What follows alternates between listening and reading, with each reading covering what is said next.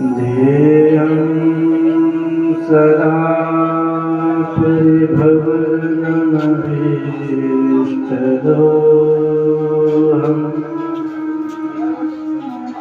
तीर्थास्पदं शिवगुरुं शरणं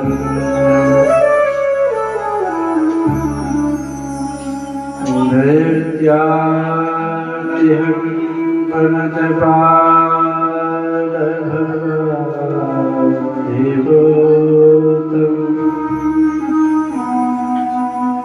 वन्दे महापुरुषते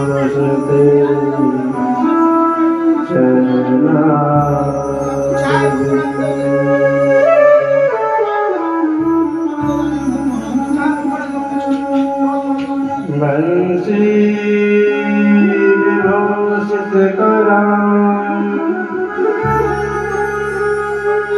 नवनीरदाभा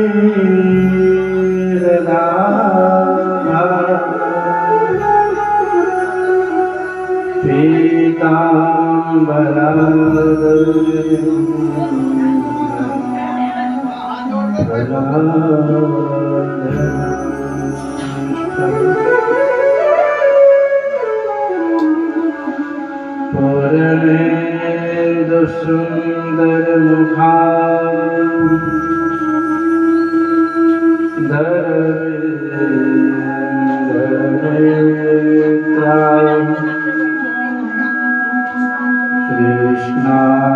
कृष्णात्परं किमपि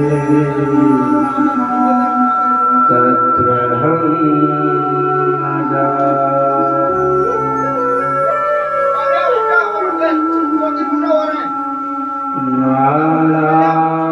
नारायणं नमस्कृत्य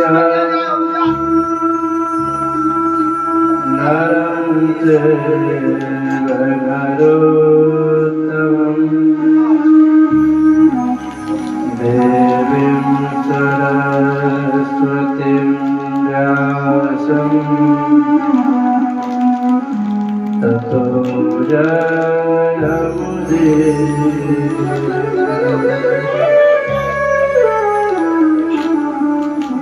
श्री सीतानाथ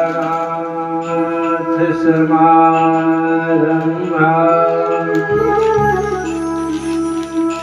श्री रामानंदार्य मध्यमाम्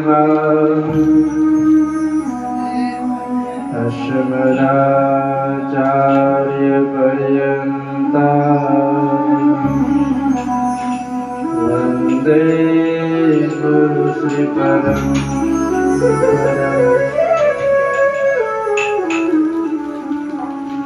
जय जय श्री राधा रमण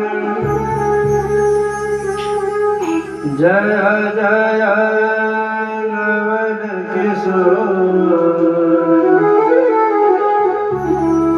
जय गोपी चित्तचोर प्रभु जय जय माखन चोर जय गोपी चित्तचोर प्रभु जय जय माखन चोर।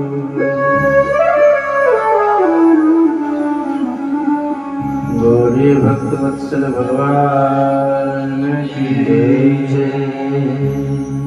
श्री सद्गुरुदेव भगवान की जय। श्री हनुमान जी महाराज की जय। भागवत महापुराण की जय। जय जय श्री राम। आइए दो बार खूब श्रद्धा और भाव से भगवान नाम संकीर्तन। हे प्रभु मुझे बता दो शरणों में कैसे आऊं, हे प्रभु मुझे बता दो, हे प्रभु मुझे बता दो, चरणों में कैसे आऊं, हे प्रभु मुझे बता दो, चरणों में कैसे आऊं, हे प्रभु मुझे बता दो, चरणों में कैसे आऊं, माया के बंधनों से मैं मोक्ष कैसे पाऊं, माया के बंधनों से अब मुक्ति कैसे पाऊं, माया के बंधनों से मैं मुक्ति कैसे पाऊं, माया के बंधनों से मैं मुक्ति कैसे पाऊं, हे प्रभु मुझे बता दो, हे प्रभु मुझे बता दो।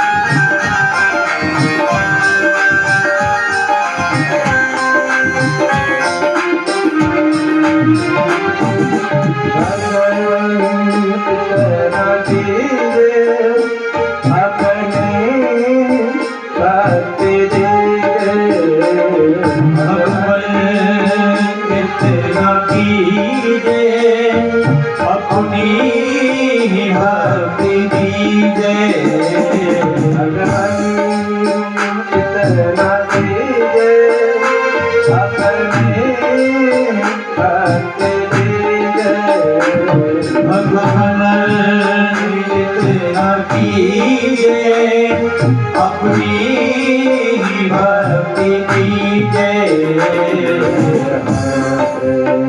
आप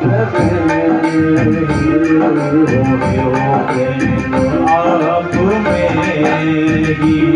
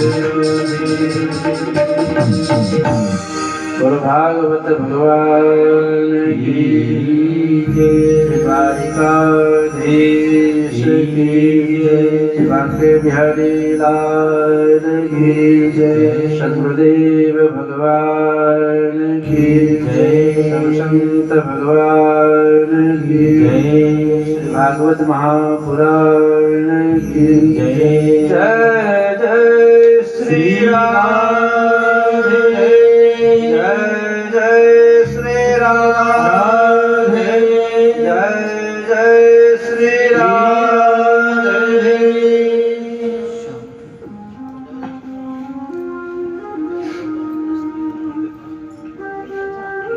पिता परमात्मा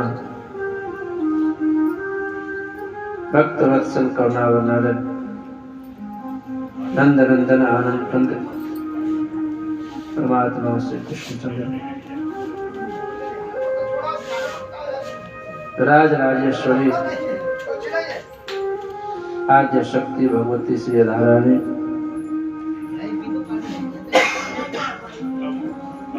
अनंत बलवंत अंजनानंदन श्री हनुमान जी महाराज अर्चनीय वंदनीय पूज्य गुरुदेव भगवान सभी के चरणों में बारंबार वंदन करते हुए परम मंगलमय दिव्याति दिव्य श्रीमद् भागवत महापुराण की कथा जो गत अमावस्या के दिवस से प्रारंभ होकर आज तीसरे दिन की कथा में हम प्रवेश कर रहे हैं। सद्गुरुदेव श्री श्री क्रियाराज श्री गोपाल दास जी महाराज के 5वें पुण्यतिथि के उपलक्ष्य में महर्षि वेदव्यास जी द्वारा रचित परमहंसों की संहिता श्रीमद् भागवत महापुराण की कथा का लाभ हम आप दे रहे हैं। यह भगवान की बड़ी ही महती अनुकंपा होती है तो ही जीवन में यह लाभ प्राप्त होता है। संतों ने महापुरुषों ने बहुत सुंदर कहा, जीवन में जब तक संतों की कृपा नहीं होती तब तक हम कितना भी प्रयास कर ले भगवत कृपा की प्राप्ति नहीं होती। संत कृपा के बिना भगवत प्राप्ति भी कठिन है और संत की कृपा की प्राप्ति तभी होती है जब हम संतों के द्वारा महापुरुषों के द्वारा जो बताया हुआ मार्ग है, सत्कर्म का मार्ग है, उस मार्ग पर हम आप चलते हैं। जब हम सत्संग करते हैं, भगवान की कथा को बारंबार कहते हैं, सुनते हैं, तभी जाकर संतों की कृपा प्राप्त होती है।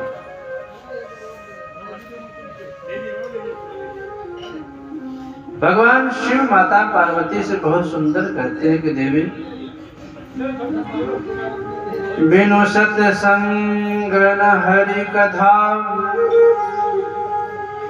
तेहि बिनु मोह न भाव मोह गए बिनु राम पद होय न दृढ़ अनुराग बिनु सत्संग न हरि कथा तेहि बिनु मोह न भाव। जब तक हम सत्संग नहीं करेंगे, भगवान में लगे हुए महापुरुषों की सन्निधि प्राप्त नहीं करेंगे, तब तक हमारा मन भगवान की तरफ नहीं जा सकता, क्योंकि यह मन की ऐसी गति है। कबीरा मन अति अटपटा झटपट रखे न कोई। इस मन की गति ऐसी अटपटी है कि इसे हम समझ नहीं पाते हैं, देख नहीं पाते। बहुत ही विचित्र इसकी स्थिति है। मन सहज में स्वाभाविक संसार की तरफ तो चला जाता है, पर भगवान की तरफ नहीं जाता।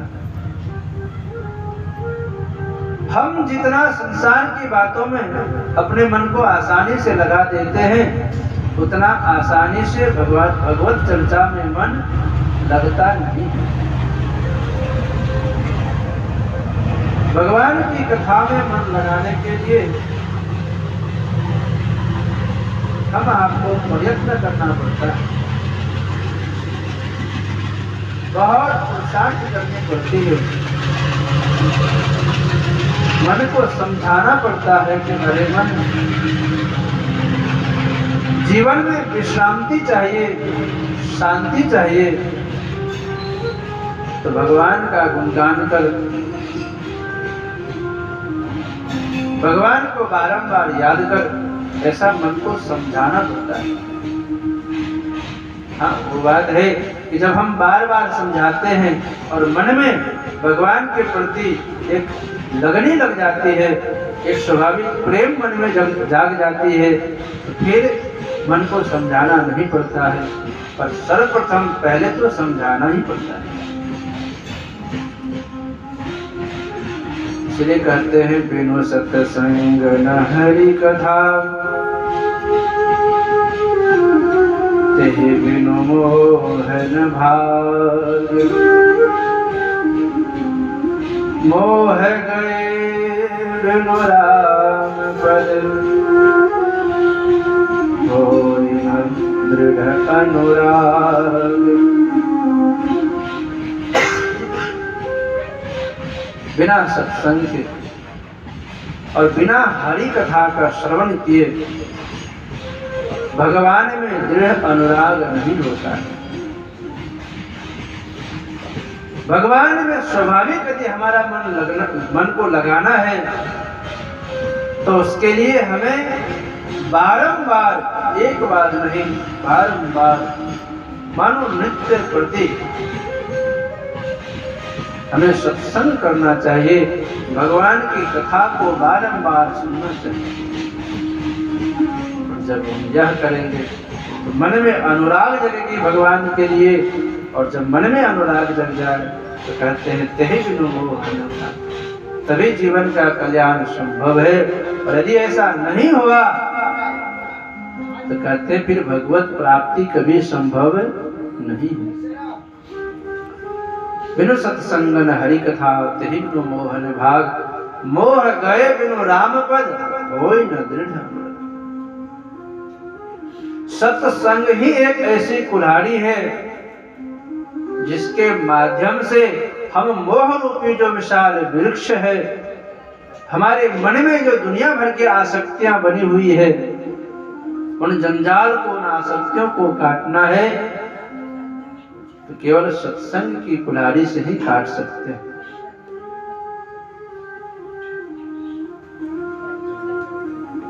और ऐसे आज श्रीमद् भागवत के माध्यम से हम आप परम पूज्य सद्गुरुदेव की सन्निधि में श्री हनुमान जी महाराज के सन्निकट में बैठ करके भागवत की कथा के माध्यम से यह कथा लाभ प्राप्त कर रहे हैं।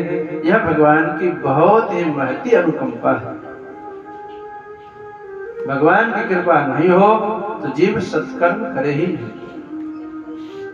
बहुत बड़ी भगवान की कृपा होती है, तब जाकर के हम आप सत्संग में रहते हैं। आइए हम सब भगवान की कथा में प्रवेश करते हैं।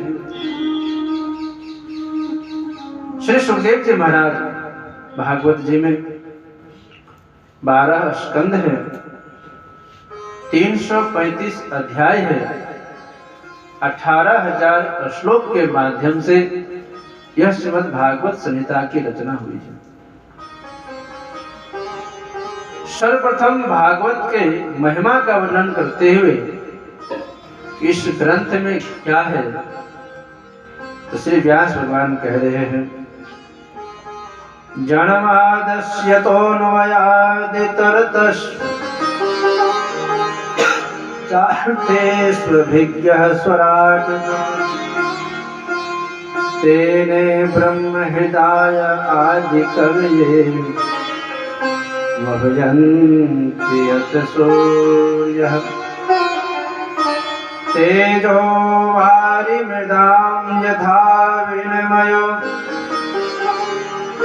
यत्तति सर्गो मृषा धाम्ना स्वेन सदा निरस्तकुहकं सत्यं परं धीमहि।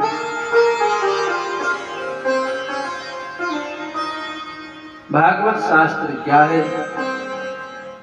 संसार में जो परम सत्य परमात्मा है, वह परमात्मा का ही महिमा, उस परमात्मा का गुण, परमात्मा का चरित्र इस शास्त्र में वर्णन। परमात्मा के भी अनेक अवतार हुए हैं, अनेक रूप हैं, लेकिन फिर भी दिव्य सत्ता परमात्मा की हमेशा ही विद्यमान रहती। वो परमात्मा कैसे है